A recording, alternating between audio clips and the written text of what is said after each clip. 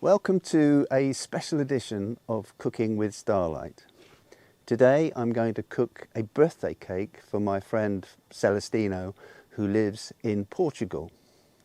Here in the southwest of the UK, we are more than 50 degrees above the equator, and that means that the sun will not be more than 18 degrees above the horizon today, so not much energy to play with.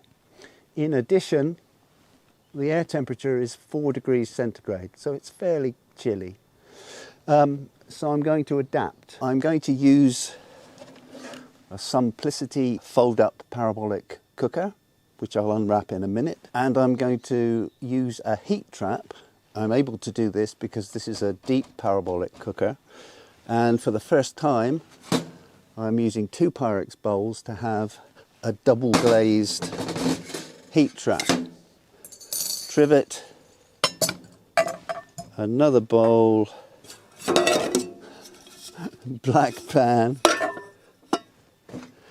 Sometimes deep parabolic, if the sun is low, it will put a lot of light onto the top of the cake.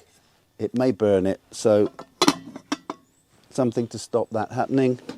And finally, another lid.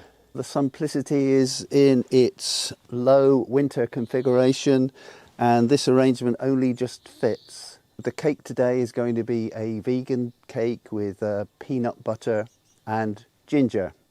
I'll put it in the cooker and see what happens. The cake is ready to go, and it's about 1:05 in the afternoon. I've used the indicator on the back of the cooker to advance the cooker about quarter of an hour ahead of the sun. That small white dot in the middle of the target shows where the sun is. Okay, after 35 minutes we have a cake, a little bit burnt on the top. Let's see what it's like.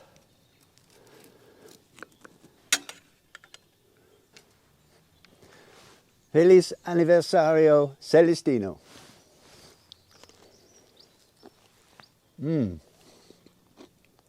Delicioso.